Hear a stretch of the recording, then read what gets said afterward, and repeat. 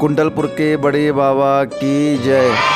संत शिरोमणि आचार्य भगवान श्री विद्यासागर जी महामुनिराज की जय। सन 2001 में हमारा ब्रह्मचर्य व्रत हो गया और उसके बाद में आचार्य महाराज ने हमारे लिए ड्रेस चेंज करके बुलाया जबलपुर 2001 चतुर्मास में। हम लोग वहाँ पर पहुँच गए और मुझे पता नहीं था, मुझे पीलिया रोग हो गया था, जॉइंडिस बोलते हैं इंग्लिश में जिसे, और मुझे भूख नहीं लग रही थी। तो हम लोग 32 ब्रह्मचारी थे और हम लोग की भोजन व्यवस्था अलग रहती थी।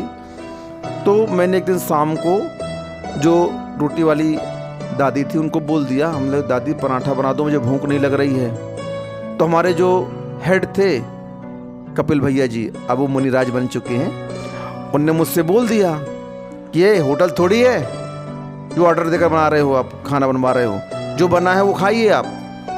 मतलब भैया मुझे भूख नहीं लग रही है, मैं क्या करूं, मैं इसलिए मैंने आज बोला कि दादी 2 पराठा बना दो। भाई नहीं, ऐसा नहीं चलेगा यहाँ पर। मुझे गुस्सा आ गया, मैंने एक झापड़ खींच के उसको मार दिया। क्या कर दिया? अब चूंकि मेरे संस्कार पूर्व के अच्छे नहीं थे, अब वो संस्कार थे, नई नई ड्रेस चेंज हुई थी, क्या करूं मैं, एक झापड़ खींच के मार दिया। अब कमरे में आया तो और बहस हो गई, तो मैंने धक्का दिया तो हमारे जो पूज्य वीर सागर जी बन गए हैं, विशाल सागर जी बन गए हैं, इनको धक्का लग गया हमारा बीच बचाव में, तो इनके हाथ में खरोंच आ गई थोड़ा सा। हमने बोला मामला गड़बड़ हो गया। गुरुदेव के पास खबर पहुंच गई कि आज ये ब्रह्मचारी थे रानू जी, उन्होंने ऐसा सा कार्य किया है। अब हम क्या करें, हमने बोला अब तो हमारा काम छुट्टी अपनी यहाँ से लगता है, आज झगड़ा हो गया, छुट्टी हो जाएगी पक्की बात है।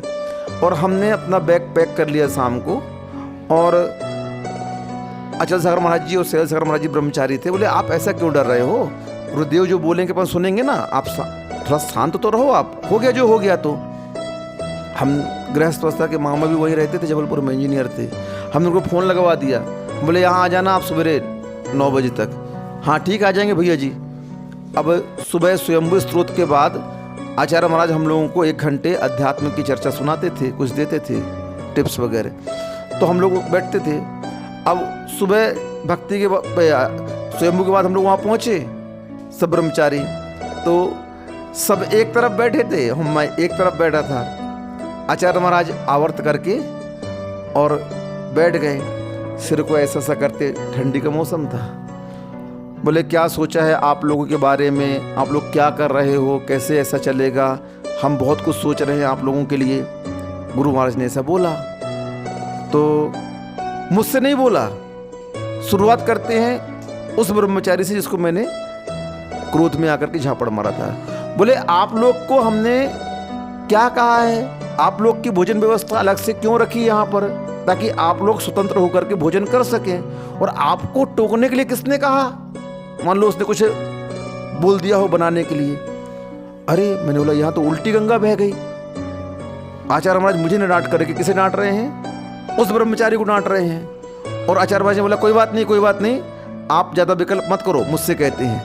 बोला ऐसी गलती हो गई मुझसे, पता नहीं क्यों मुझे क्रोध आ गया, मुझे कुछ दिन से भूख भी नहीं लग रही थी और एकदम से कमजोरी लग रही। बोले हाँ हाँ मैं समझ गया, कोई बात नहीं।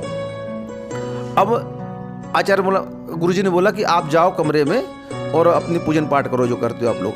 हम गए, डॉक्टर पीसी जैन आ गए पीछे से 8 बजे कमरे में, जो भी पीसी जैन डॉक्टर साहब आए थे ना यहाँ पर दर्शन करने के लिए उस दिन, उस 8 बजे कमरे में आ गए। बोले भैया जी हाँ आपका ब्लड टेस्ट करना है, गुरुदेव ने भेजा है मुझे। बोले क्यों? बोले बस क्यों की बात कोई नहीं, बस आप तो दीजिए ब्लड। हमने ब्लड दिया और वो टेस्ट करा के बाद 1 घंटे बाद रिपोर्ट आ गई मेरी। मुझे पीलिया था, जॉइंडिस हो गया था, उस रिपोर्ट में आई। मेरी आंखें भी पीली पीली हो गई थी। तो आचार्य महाराज की इतनी तीव्र दृष्टि है कि उन्होंने वहाँ पर बैठे बैठे देख लिया कि मुझे क्या हुआ, वो समझ गए मुझे जॉइंडिस हुआ है, और वहाँ पर उन्होंने तुरंत डॉक्टर साहब को भेज करके चेक कराया और मुझे पीलिया बहुत ज़बरदस्त निकला, और वहीं पर मेरा ट्रीटमेंट हुआ।